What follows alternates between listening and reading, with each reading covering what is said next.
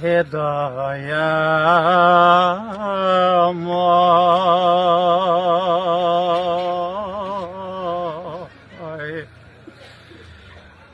হে ৰক্ষা কৰা বিপদ কালতে,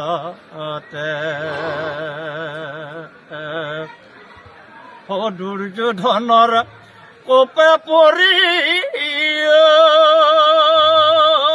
প্ৰভু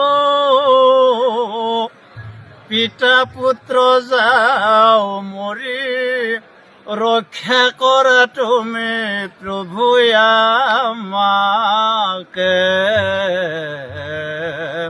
ৰক্ষা কৰা বিপদ কালতে।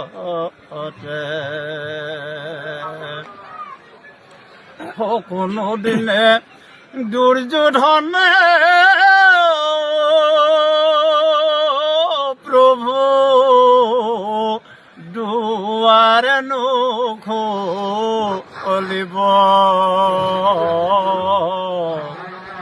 খাব নাপায় বাচাহত মোৰ ইয়াতে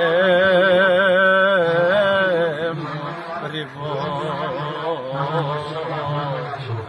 ইয়াতে মৰিব। হে দয়াময়,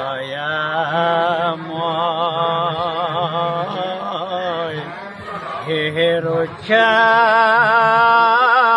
কৰা বিপদ কালতে।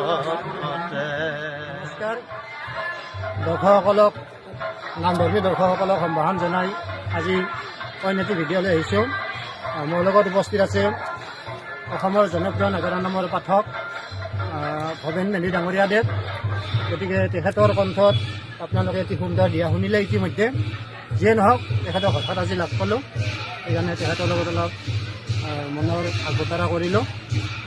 আপোনাক প্ৰথমতে নমস্কাৰ জনাওঁ। আপোনাৰ সম্পূৰ্ণ পৰিচয়টো জানিব বিচাৰিছোঁ। মোৰ সম্পূৰ্ণ পৰিচয় হ'ল,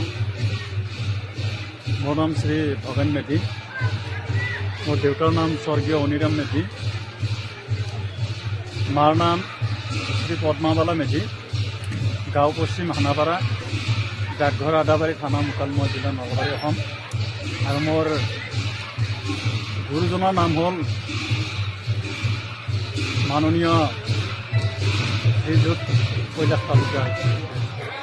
বিগত 2025 চনটো আমাৰ শিল্পীৰ কাৰণে খুব দুখৰ সময়।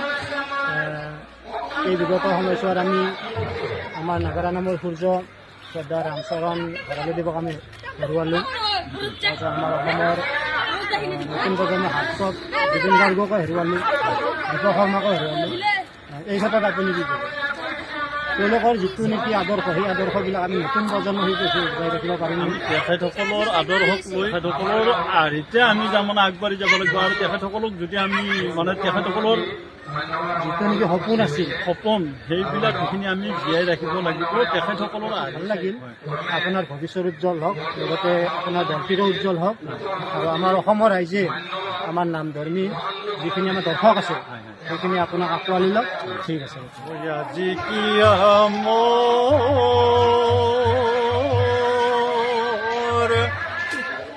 মাতৃ লৈ মান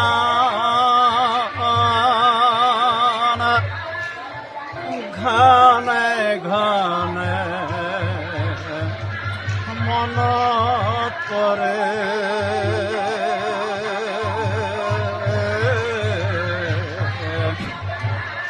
ঘনে ঘনে মনত পৰে, বনৰ মাজত মই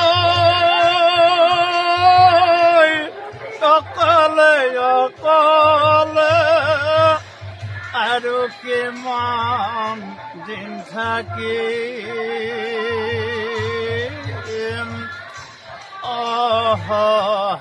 অসহায় যেন